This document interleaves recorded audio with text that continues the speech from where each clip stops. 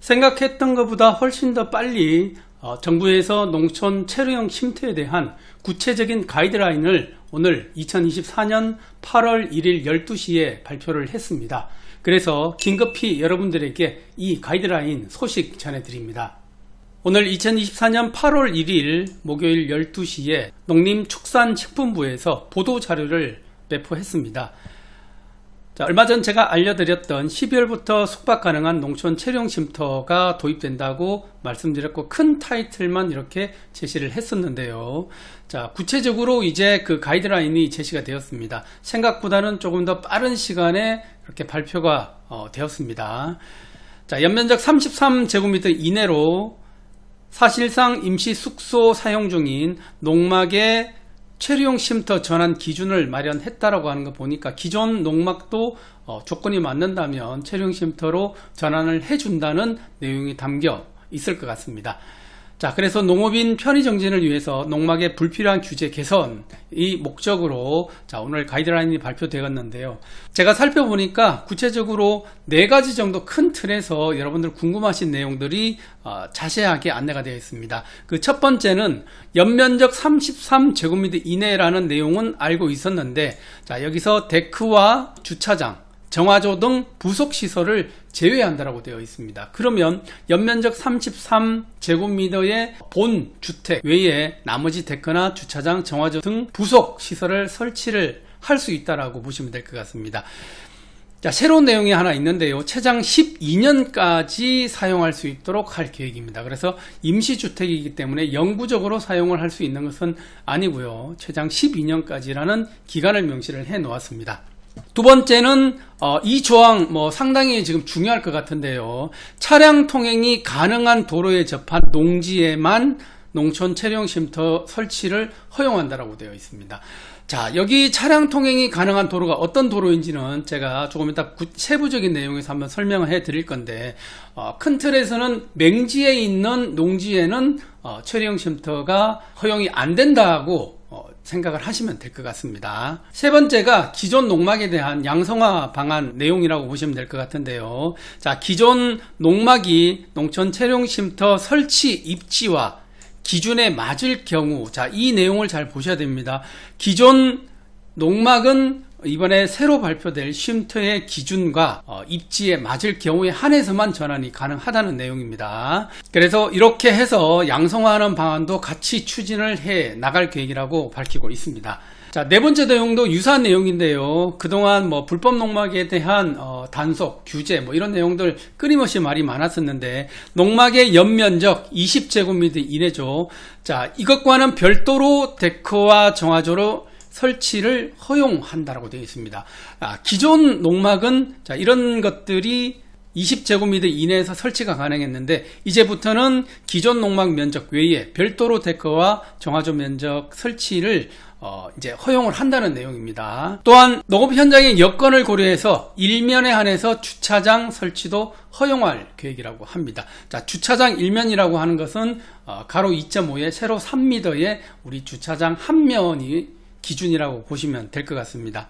하지만 여러분들 농막은 농업용 창고라는 사실을 잊지 마시고 자, 그 기준에 이런 데크와 정화조 설치, 주차장 설치 일면도 허용을 해준다는 내용을 꼭 명심하시고요. 조금 더 자세한 내용 한번 살펴보겠습니다.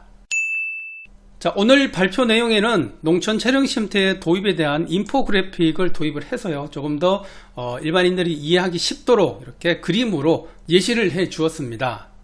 시설 규모는 33제곱미터 이하. 여기 보시면 시설 규모에 대해서 조금 더 자세히 안내를 해주고 있는데요. 자, 처마 같은 경우에는 외벽 중심선을 기준으로 자, 1m 이내에서 허용을 해준다라고 합니다. 기존 농막에는 처마까지 수평 투영 면적으로 해서 연면적에 다 포함을 시켰는데 새롭게 도입되는 쉼터에는 1m까지, 그러니까 처마라면은 지금 이 부분이겠죠, 그죠?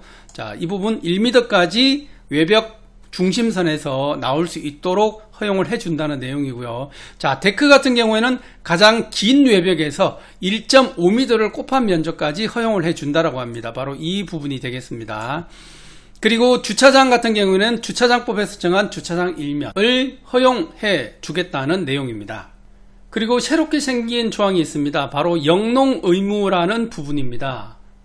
자, 부지와 그리고 영농 이렇게 두 가지로 나누어 놓았는데요. 쉼터와 부속시설, 데크와 정화도 등 합산 2배 면적까지, 그리고 쉼터와 부속시설 제외 농지는 영농 활동 의무가 생긴다라고 보시면 됩니다. 그러니까 쉽게 얘기하면은 이제는 쉼터를 신고하고 난 이후에 나머지 농지에 대해서 영농 활동을 의무화 시킨다라고 생각을 하시면 될 것 같습니다. 조금 이따 뒤쪽에 가시면 좀 더 자세히 나와 있으니까 설명을 해 드리겠습니다. 그리고 쉼터로 전환 가능한 농막 제도 개선 부분이 있습니다. 쉼터로 전환 가능한 농막의 기준은요, 첫 번째로 농촌 체류용 쉼터 입지 기준에 충족을 해야 됩니다. 그렇기 때문에 이 체류용 쉼터에서 중요한 부분이 아까 말씀드렸다시피 도로 부분이 있습니다. 이 부분 충족을 해야 되는 농막, 기존 농막입니다. 그리고 쉼터의 면적 기준 33제곱미터 이하가 되어야 되니까 이 면적은 다 충족을 할 것 같고요. 그리고 쉼터 설치 신고, 그 다음 농지대장에 이제는 등재를 하게끔 이렇게 바뀌었습니다. 전환기간은 3년까지고요. 12월부터 3년까지니까 그 기간 내에 전환 신고를 하시면 될 것 같습니다. 자, 이렇게 신고를 했을 때 조건이 맞으면 이제는 양성화해 준다라는 의미라고 보시면 될 것 같습니다. 그동안 농막이지만 불법으로 이렇게 주거시설로 사용했던 이런 농막들 이번 기회에 이렇게 새롭게 바뀐 쉼터의 기준에 맞게끔 만드시고 전환 신고하시면 전환하실 수 있을 것 같습니다. 두 번째, 농막 제도 개선에 대해서 알아보겠습니다. 기존의 농막 면적이죠. 자, 여기에 주차면 1면이 설치가 허용이 되고요. 그 다음 농지대장 등재, 자, 이것이 의무화가 됩니다. 유예기간은 3년이고요. 이후에는 불법 농막들은 처분을 하셔야 됩니다. 이번에는 쉼터 평면도 예시와 쉼터 배치도 예시를 한번 알아보겠습니다. 자, 평면도는 크게 이렇게 의미는 없을 것 같습니다. 자, 이 평면 안에 총 33제곱미터 이내에 포함이 되어야 된다는 내용이고, 두 번째, 이 쉼터 배치도 예시 같은 경우에는 아마 영농 활동을 의무화한다는 그 내용을 아마 표현을 한 것 같습니다. 자, A라고 되어 있는 이 부분이 주차면이고요. 그리고 여기가 B가 체류용 쉼터, 그리고 C는 도로입니다. 자, 도로가 꼭 있어야 된다는 거 여러분들 꼭 알고 계셔야 될 것 같습니다. 자, 그리고 배수로도 있어야 됩니다. 자, 우리 기존의 건축 허가의 요건인 도로와 배수로, 물론 도로폭 부분은 차이가 있겠지만, 자, 도로와 배수로가 있어야만 건축이 가능하다라고 예시를 하고 있는 것 같고요. 또한 그 면적에 비례해서 이렇게 영농 활동이 의무화가 되었다는 이 내용을 예시로 이렇게 보여주는 것 같습니다.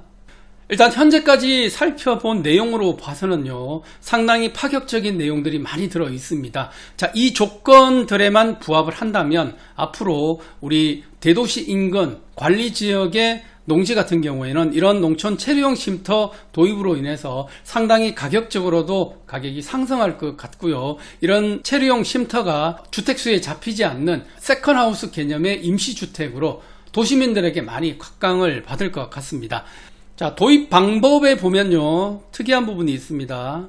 지자체가 단지를 조성해서 개인에게 임대하거나 지자체가 지정한 특정 구역 내 개인이 농촌 체류용 쉼터를 설치를 할 수 있다라고 되어 있습니다. 그러니까 지자체가 이렇게 단지로 조성을 해서 집단화된 쉼터, 일률화된 쉼터를 만들 수도 있다라는 내용이 포함이 되어 있습니다. 이렇게 된다면 조금 더 농촌이 활성화가 될 수 있을 것 같습니다. 자, 그리고 제한지역이 있는데요. 여기 보시면은 방제지구나 붕괴위험지역, 자연재해 위험 개선지구, 누가 봐도 이런 쉼터를 갖다 놓기에는 부적합한 위험한 지구 같은 경우에는 제한이 된다는 내용이 있습니다. 자, 그리고 사용기간은 최대 12년입니다. 사람이 거주하는 시설이라는 점을 고려해서 존치기간은 최초 3년, 연장 3회까지만 이렇게 설정을 한다라는 내용입니다. 그러면 과연 12년이 지난 이후에는 어떻게 할 것인지 아마 그건 그때 가서 아마 봐야 되지 않을까 싶습니다. 이렇게 계속 더 연장을 해 줄 수도 있으니까요. 아마 연장이 될 확률이 저는 높을 거라고 봅니다. 자, 그리고 세제 부분은요, 가설건축물 형태이기 때문에 비주택입니다. 부동산 관련 세제는 부과가 되지 않습니다. 하지만 취득세나 재산세는 부과가 된다는 내용 여러분들 알고 계셔야 될 것 같습니다. 자, 기존 농막 같은 경우에는 3년 이내에 양성화를 해준다는 내용이 들어 있습니다. 자, 향후 개혁은 올해 12월까지 하위법령을 개정을 해서 가설건축물 형태로 설치하는 쉼터 도입 및 농막 일부 기능 개선을 추진한다라고 되어 있습니다. 자, 마지막으로 기능과 기대 효과는 여러분들 보시면 알 내용이기 때문에 넘어가고요. 자, 쉼터의 설치 절차까지 이렇게 나와 있습니다. 자, 입지 기준에 대한 내용인데요. 이 부분 농어촌 도로 정비법에 의한 면도, 리도, 농도 또는 현황 도로입니다. 사실상의 통로가 되어 있어야 되는데 이런 도로에 접한 농지만 농촌 체류용 쉼터가 가능합니다. 자, 그 이유는요, 소방, 응급차 등 자동차 통행이 가능한 도로라고 이렇게 되어 있는데요. 그렇다면 면도, 리도, 농도 등은 우리가 일반 도로법에서 명시한 도로가 아닙니다. 지금 보시는 법령이 바로 농어촌 도로 정비법에 의한 면도, 리도, 농도를 나타낸 시행령입니다. 자, 여기 보시면은 면도, 도로법 제10조 6호에 따른 군도 및 그 상위 등급의 도로, 이 도로와 연결이 되는 읍면 지역 간의 기간도로라고 되어 있습니다. 그 다음 리도 같은 경우에는 군도 이상의 도로 및 면도와 갈라져서 마을 간이나 주요 산업단지 등과 연결되는 도로, 우리가 흔히 말하는 시골의 폭이 좁은 도로들을 아마 통칭한다라고 생각을 하시면 되겠습니다. 자, 농도 같은 경우에는 경작지 등과 연결이 되어서 농어민의 생산활동에 직접 공용되는 도로입니다. 흔히들 얘기하는 농로라고 생각을 하시면 될 것 같습니다. 하지만 법정 용어는 농도입니다. 자, 그래서 이런 도로는 도로 폭이나 이런 것들의 구애를 받지 않고요. 가장 확실히 확인할 수 있는 방법은 해당 읍면 사무소에 가셔서 이 도로가 면도나 이도나 농도에 속하는지 확인을 해 보시는 방법이 가장 확실한 방법입니다.